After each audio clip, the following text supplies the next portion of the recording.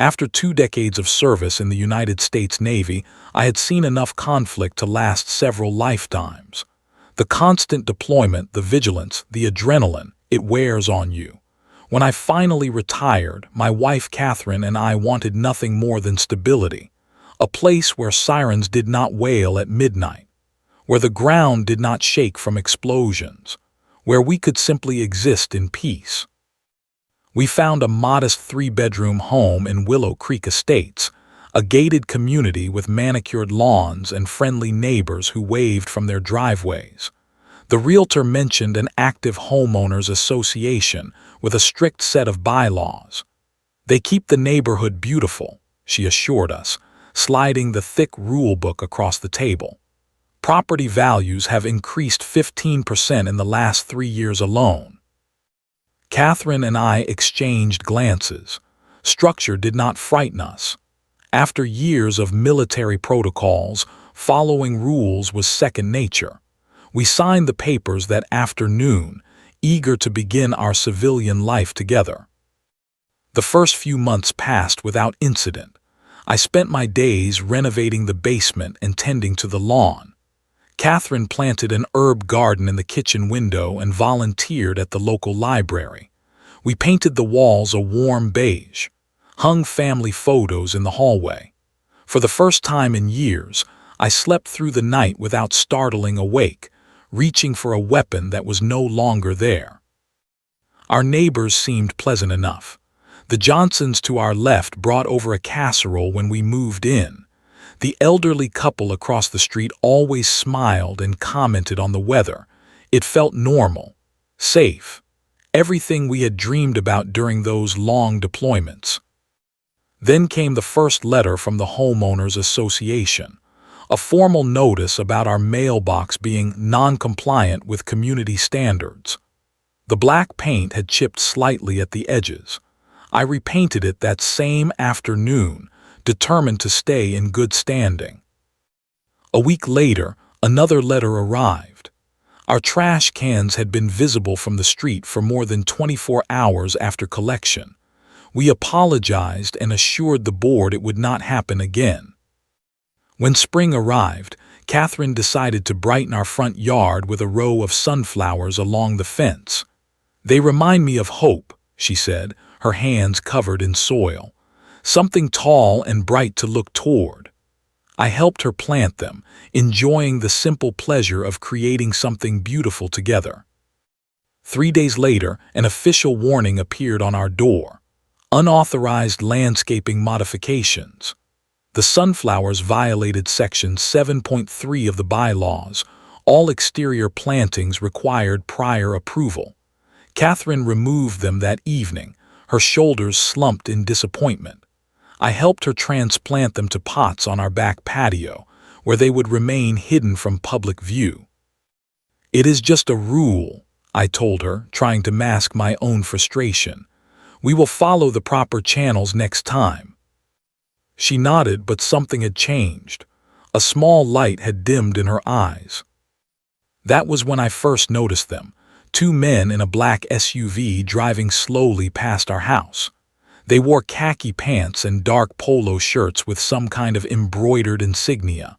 One held a clipboard and pointed at our property while the other took notes. They did not look like police officers or municipal workers. There was something unofficial about them, something predatory. The next day, they returned. This time, they parked across the street and photographed our home for several minutes before driving away. No other houses received such scrutiny. Something stirred in my gut, that familiar sensation from my service days when a situation did not feel right. The hair on the back of my neck stood up. Warning signals flashed in my mind. "You are being paranoid," I told myself. "This is a peaceful neighborhood, not a combat zone." I pushed the feeling aside and focused on following the rules, keeping our heads down, building the tranquil life we had sacrificed so much to earn. I did not realize then how wrong I was, how thin the veneer of civilization could be, how some people hunger for power in any form they can grasp it. And I had no idea we were already in their crosshairs. The scrutiny intensified gradually, like a noose tightening one small increment at a time. While I was at the hardware store one Tuesday morning, Catherine called me, her voice unsteady. The two men from the black SUV had approached her while she was retrieving the mail. They stood very close, she explained when I returned home. One of them, the taller one with the buzz cut, said our grass was a quarter-inch too high. The other one kept looking through our mail before I took it. Catherine showed me the video she had managed to record on her phone. The camera shook slightly, capturing the men from an awkward angle as they loomed over her. "Ma'am, we have received multiple complaints," the shorter one said, though he would not specify from whom. "And that recycling bin needs to be completely out of sight," the taller one added, pointing to our garage where only the edge of the blue container was visible. When Catherine tried to step back, he gripped her arm. "We take community standards very seriously here." The next morning, I visited the HOA office, a small room in the community center staffed by a bored-looking administrative assistant. I requested to speak with the president, a man named Wallace Benton. After 20 minutes of waiting, he emerged from a back room with an artificial smile. "Mr. Thompson," he said, not offering his hand, "what can I do for you today?" I explained the situation calmly, describing the encounter with the two men and their inappropriate behavior toward my wife. Wallace leaned back in his chair. "Those are our community enforcement specialists, Mr. Thompson. They ensure compliance with our bylaws. Perhaps your wife misunderstood their approach." "They touched her," I said, my voice level but firm. "They went through our mail. That crosses a line." His smile never wavered. "Our people do what is necessary to keep order. If residents followed the rules, enforcement would not be needed." I left his office with my hands clenched into fists. Something was deeply wrong here. That evening, I searched online forums for mentions of Willow Creek Estates. Hidden among posts about community events and maintenance requests were scattered complaints. Families who had moved away abruptly.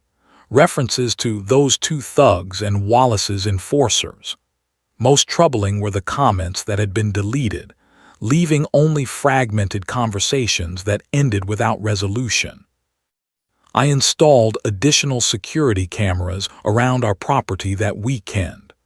Catherine watched nervously as I mounted them under the eaves. "Do you think that is necessary?" she asked. "Just a precaution," I replied, not wanting to fuel her anxiety. The cameras began capturing a pattern. The black SUV circled our block 3 times daily. The two men, whose names I learned were Briggs and Mercer, photographed not just our house but also our vehicles, our comings and goings. Once, Mercer spent 10 minutes examining the perimeter of our backyard fence when he thought no one was watching. Other neighbors began to avoid eye contact with us at the community mailbox. Invitations to neighborhood gatherings stopped coming. It was as if we had been marked somehow. One night, reviewing the security footage before bed, I saw something that made my stomach drop. At 11:42 p.m., both Briggs and Mercer had entered our backyard through the side gate.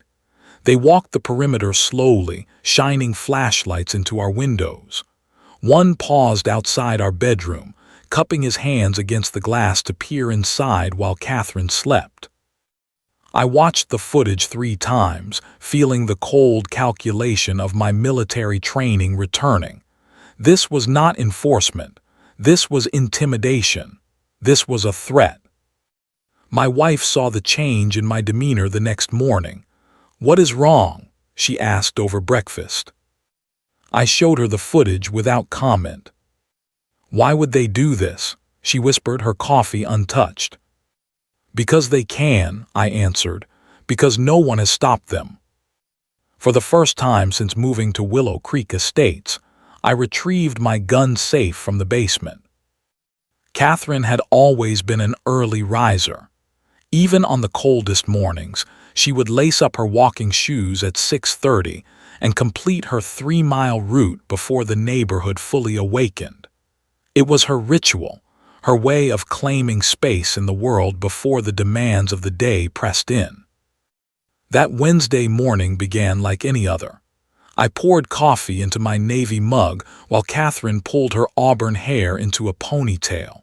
She kissed my cheek and promised to bring back bagels from the corner bakery.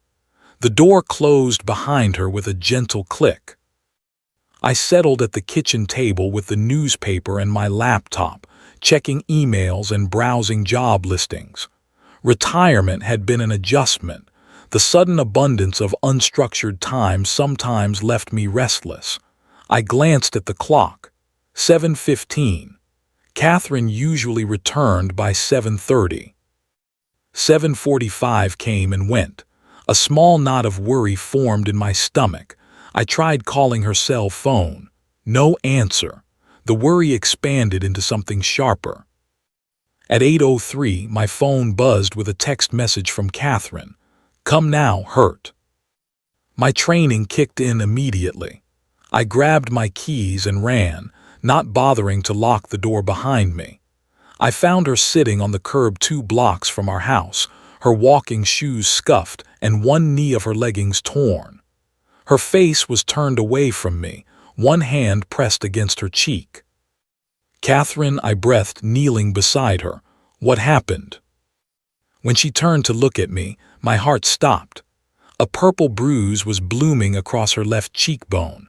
Her eyes were red and swollen from crying. "It was them," she whispered, "the HOA men." She explained through broken sentences. She had seen the black SUV parked near the community pond and noticed them photographing several properties. Acting on our growing documentation efforts, she had discreetly taken out her phone to record them. "They saw me," she said. "The big one, Briggs, he came at me so fast. He grabbed my phone and tried to delete the video. When I reached for it, he pushed me backward. I fell against the curb." Her voice trembled. "The other one just stood there laughing. He said, 'You should mind your own business, Mrs. Thompson. Accidents happen all the time around here.'" Something cold and familiar settled over me, the calm clarity that comes in crisis situations. I helped Catherine to her feet and guided her home, my arm firm around her waist. Inside, I applied ice to her cheek and documented her injuries with photographs. "We need to call the police," I said. Catherine nodded weakly. 2 officers arrived 45 minutes later. They were professional but detached as they took our statement. Catherine showed them the partial video she had managed to capture, blurry footage of Briggs approaching aggressively before the phone dropped. "Unfortunately," the older officer said, closing his notebook, "this appears to be a civil dispute. We do not see clear evidence of assault in the video." "She has bruises," I said, my voice dangerously quiet. "She was physically attacked for taking photographs in a public space." The younger officer shifted uncomfortably. "Sir, we understand your frustration, but HOA disputes are typically handled through civil channels. You might want to speak with the board or consider mediation." "They were not acting as HOA representatives," I insisted. "They were behaving like thugs." The officers exchanged glances. "File a formal complaint with your HOA," the older one suggested. "If the situation escalates, call us again." After they left, I held Catherine as she cried softly against my shoulder. 20 years of military service had taught me to respect law and order. I had believed in systems and protocols, but now those systems were failing us. The next morning, an official notice arrived by certified mail. The HOA was filing a complaint against Catherine for aggressive behavior toward community enforcement personnel, and violation of surveillance restrictions. They claimed she had attacked Briggs after being issued a verbal warning about unauthorized photography of community properties. It was not just a lie, it was a calculated inversion of reality. I read the notice 3 times, feeling something fundamental shift inside me. The disciplined serviceman who believed in working within the system began to recede. In his place rose someone I had not been for a long time, the strategist, the operator, the man who solved problems by any means necessary. I looked up at Catherine, who sat at the kitchen table with her bruised face and defeated posture. "They are not going to help us," I said quietly. "No one is." She met my gaze, understanding the change that had occurred. "What are we going to do?" "We are going to remind them who they are dealing with," I answered. They had made a fundamental error in judgment. Briggs and Mercer saw only what was visible on the surface, a retired military man trying to live quietly with his wife. They mistook my patience for weakness, my respect for the rules as fear. They could not see the decades of training beneath the civilian clothes. They had no idea who they were provoking. I began my counteroffensive methodically, the way I had been taught. First, intelligence gathering. I needed to know exactly who these men were and under what authority they operated. Through careful research and a few calls to former colleagues now working in security sectors, I uncovered the truth. Neither Briggs nor Mercer had any law enforcement background. Briggs had worked as a nightclub bouncer with a record of excessive force complaints. Mercer was Wallace's brother-in-law, a former construction worker with 2 misdemeanor convictions for intimidation. Their badges were custom-made from a trophy shop 3 towns over. The black SUV had expired registration and was technically owned by Wallace's private security company, not the HOA itself. They were playing dress-up, dangerous men granted artificial authority by a system rotten from within. I documented everything, created spreadsheets logging their patrol patterns, installed motion-activated trail cameras in discrete locations around our property. I knew they would come again, and when they did, I would be ready. On Thursday night, I set the trap. I placed a toolbox prominently on our front porch, just visible enough to suggest carelessness, just valuable enough to tempt. Then I waited, monitoring the feeds from my laptop. They arrived just after midnight. Briggs stood lookout at the street while Mercer approached the porch. He examined the toolbox, glanced around, then reached for it.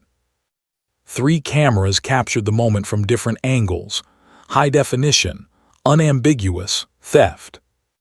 That was just the beginning. I documented their every trespass, every fabricated violation.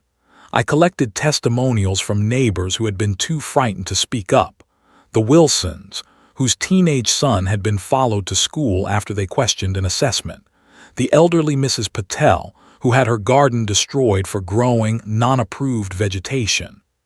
Each story formed another link in the chain I was forging. Catherine watched my transformation with a mixture of concern and relief. The bruise on her face had faded to a yellowish shadow, but the fear in her eyes remained. "You are becoming someone else," she observed one evening as I organized my evidence files. "No," I corrected her gently. "I am remembering who I have always been." The final piece came when I discovered the financial irregularities. The HOA had been issuing hundreds of dollars in fines that were never recorded in the official books. Where was that money going? I traced it through public records and banking information legally available through county databases. The pattern was clear. Wallace had created a shadow account, one that funded personal expenses and regular payments to both Briggs and Mercer. This was not just harassment, it was organized corruption. I compiled everything into a comprehensive dossier, digital and physical copies, redundantly stored. Then I reached out to Melissa Green, an investigative journalist known for exposing municipal corruption. Her series on police misconduct had won regional awards the previous year. "Why come to me?" she asked when we met at a cafe 20 miles from Willow Creek Estates. "Why not go to the police?" "We tried that route," I explained, showing her the photographs of Catherine's injuries. "They saw it as a civil matter." Melissa's eyes narrowed as she reviewed the evidence. "And you gathered all this yourself?" I smiled thinly. "I have certain skills from my previous career." She plugged the USB drive into her laptop and began scrolling through the files. Her expression changed from skepticism to disbelief to outrage. "This is not just an HOA dispute," she said finally. "This is systematic extortion and abuse of power." "Exactly," I replied, "and I need someone to tell the story." As I left the cafe, I felt a weight lift from my shoulders. For weeks, I had carried the burden of knowing without being able to act directly. Now I had set events in motion that could not be stopped. I had not thrown a single punch, had not uttered a single threat, but I knew with absolute certainty that Wallace, Briggs, and Mercer were about to experience something far more devastating than physical confrontation. They were about to face the truth. The cease and desist letter arrived by certified mail 3 days after my meeting with Melissa. The HOA demanded I stop making false accusations and harassing board members with unfounded allegations. It threatened legal action if I continued to spread misinformation about community enforcement procedures. I placed the letter carefully in my evidence binder without response. Let them think they had silenced me. Let them believe their intimidation still worked. Melissa contacted me the next morning. "I need to verify a few details before we go to print," she said, "and I would like to interview other affected residents if they are willing to speak on record." "They will be," I assured her. Years of coalition building in hostile territories had taught me how to inspire courage in others. That evening, I went door to door through our neighborhood, not openly challenging the HOA. That would have triggered immediate retaliation. Instead, I invited neighbors to a community discussion about property values at our home, innocuous enough to avoid suspicion, specific enough to draw those who had suffered similar abuses. 17 people gathered in our living room that Saturday. Catherine served coffee and pastries while I carefully established trust. I shared our experiences first, making myself vulnerable before asking others to do the same. Slowly, the stories emerged. The Wilsons described how their son had been followed to school after they questioned an assessment increase. Mrs. Patel, trembling with emotion, recounted watching helplessly as Briggs trampled her vegetable garden for being non-compliant with aesthetic standards. The Rodriguezes had received daily citations after refusing to remove their small religious statue from their garden.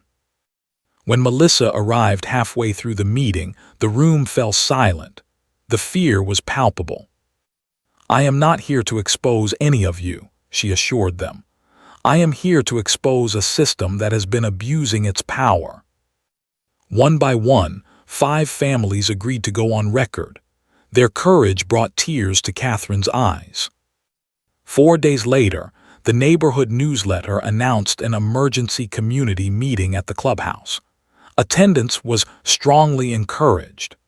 Wallace would be addressing recent concerns and rumors circulating within Willow Creek Estates. Catherine squeezed my hand as we entered the packed room.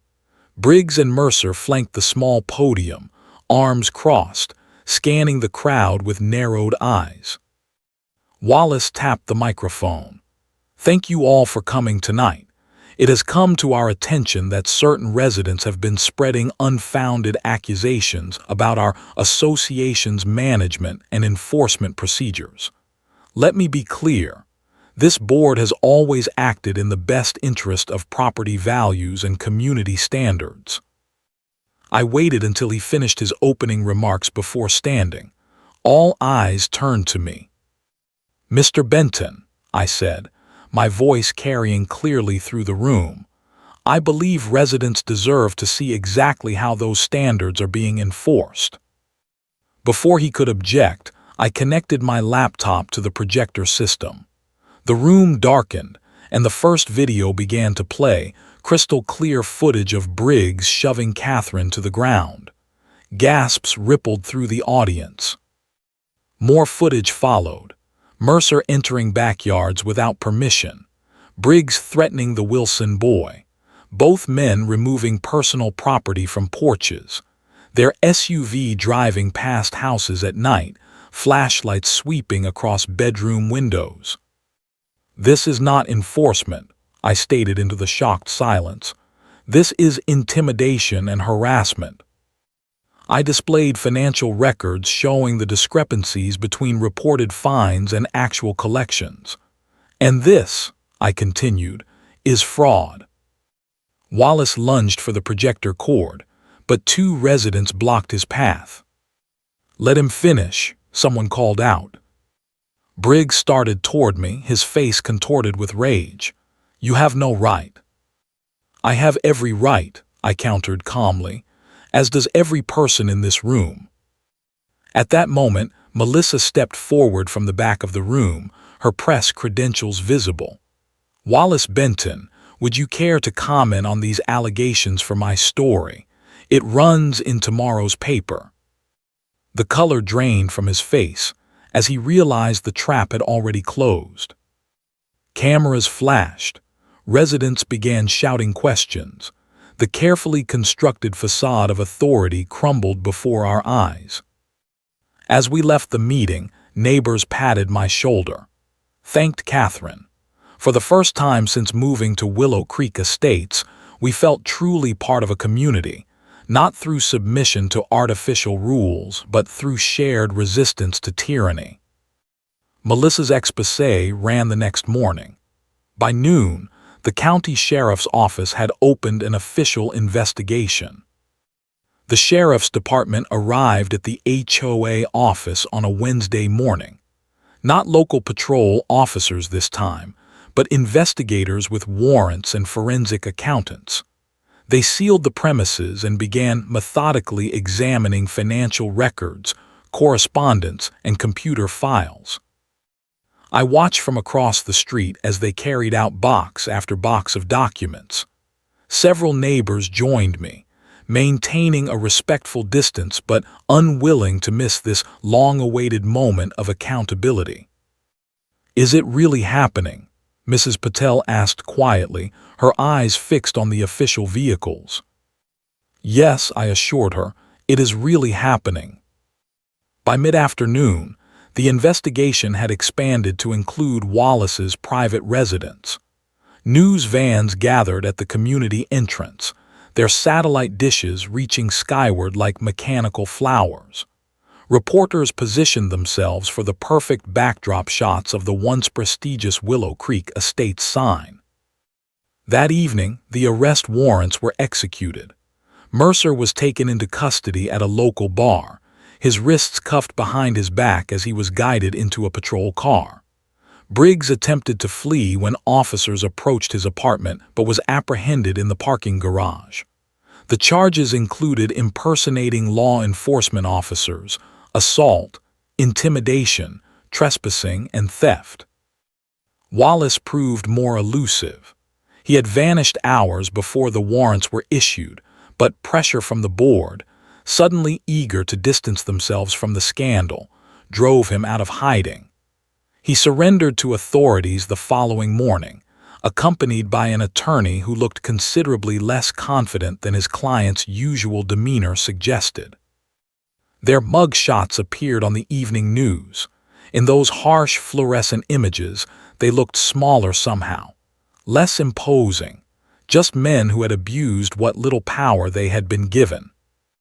The investigation uncovered the full extent of the corruption: falsified records of fines, selective enforcement targeting residents who questioned authority, a shadow accounting system that had diverted nearly $200,000 of community funds into private accounts.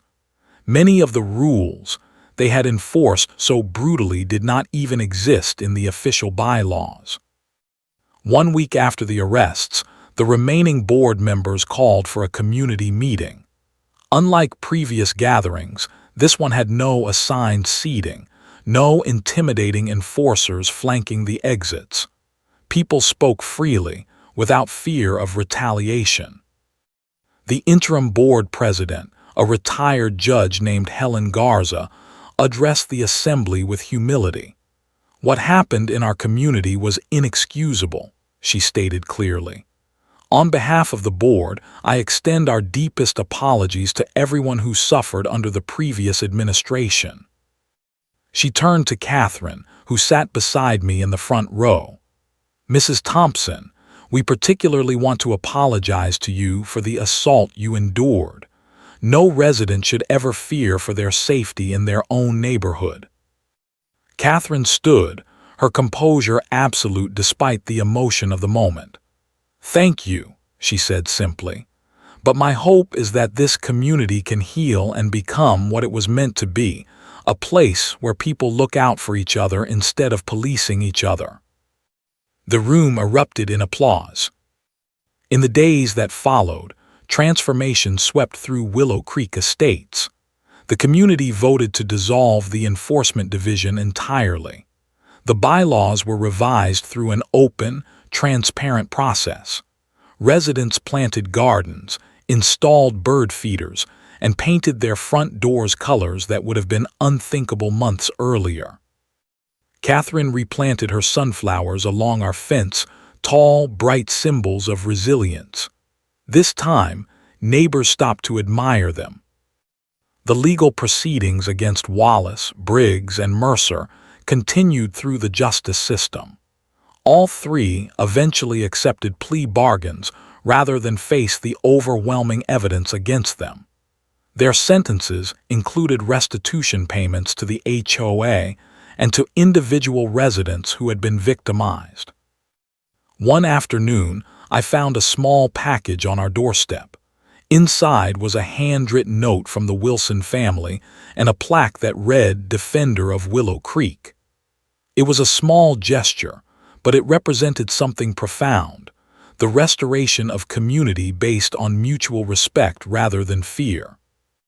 That evening, Catherine and I sat on our front porch, watching the sunset paint our neighborhood in warm golden light. Children played freely in front yards. Neighbors chatted across driveways. Dogs barked joyfully in the distance. "We did it," Catherine said softly, leaning against my shoulder. "No," I corrected her. "We all did it together." Every morning now, I sit on this porch with my coffee and watch the neighborhood awaken. The joggers wave as they pass. The school bus stops at the corner, collecting children who laugh and shout without fear of citation. Catherine tends to her sunflowers, which have grown taller than either of us expected, their bright faces tracking the sun across the sky. It would be easy to see this as simply a happy ending: the villains punished, justice served, order restored, but that would miss the deeper truth of what happened here. What occurred in Willow Creek Estates was not an anomaly. It was not a random corruption of otherwise functional systems. It was the inevitable result of unchecked authority, the natural progression when power concentrates without accountability. I think about this often as I watch new families move into the homes once shadowed by fear. They know nothing of what transpired here. They see only the manicured lawns, the friendly neighbors, the reasonable HOA fees. They do not feel the ghosts that some of us still sense when we check our mailboxes or attend community meetings. Catherine has recovered fully from her physical injuries. The bruises faded within weeks, but other wounds healed more slowly. For months after the arrests, she would tense at the sound of any vehicle slowing near our home. She would check the locks twice before bed. Even now, she prefers not to walk alone in certain parts of the neighborhood. Some scars remain invisible but run deep. I share this story not to boast about victory or to claim credit for what was ultimately a community achievement. I tell it as a warning, a reminder that the systems we create to maintain order can become instruments of oppression when we look away, when we assume someone else will speak up, when we prioritize property values over human dignity. The sunflowers that once triggered warnings now bloom freely along fences throughout Willow Creek. They have become a symbol of sorts, a quiet declaration that beauty deserves space, that rigid conformity cannot create true community. Catherine leaves for her morning walk each day without fear now. Her route takes her past Wallace's former home, which new owners have painted a cheerful yellow. She walks with her head high, nodding to neighbors who once avoided eye contact. Her steps are steady, purposeful, unafraid. Some might call what I did revenge, a calculated takedown of those who had wronged us, but revenge seeks primarily to wound, to inflict suffering as payment for suffering received. That was never my objective.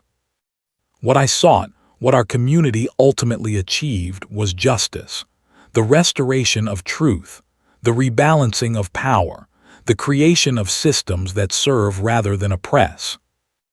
I did not defeat Wallace, Briggs, and Mercer through violence or intimidation, the very tools they had wielded against others. I defeated them with patience, documentation, community organization, the slow, meticulous exposure of truth. If you find yourself in a situation like ours, facing petty tyrants who mistake their position for sovereignty, remember this: they derive their power from your silence, from your isolation, from your belief that resistance is futile. It is not. Document everything. Build alliances quietly but persistently. Seek truth with the patience of a craftsman rather than the fury of a warrior. Remember that systems of intimidation collapse when exposed to the light of public scrutiny. And most importantly, never surrender what you know to be right simply because someone with a clipboard or a badge or a title demands it. The new HOA board meets monthly in the clubhouse. Meetings are open to all residents. Decisions require transparent votes. Financial records are available for review at any time. These changes did not occur spontaneously. They were carefully negotiated and codified to prevent the abuses of the past from recurring. I attend every meeting, not because I fear regression, but because I understand now that freedom requires vigilance. Community requires participation. Justice requires witnesses. The sunflowers outside my window have grown taller than we planted them. Their stems stretch toward the sky with unexpected strength. Their bright faces turn faithfully toward the light. In this, I find both comfort and instruction. Stand tall, face the light, and never forget who you truly are.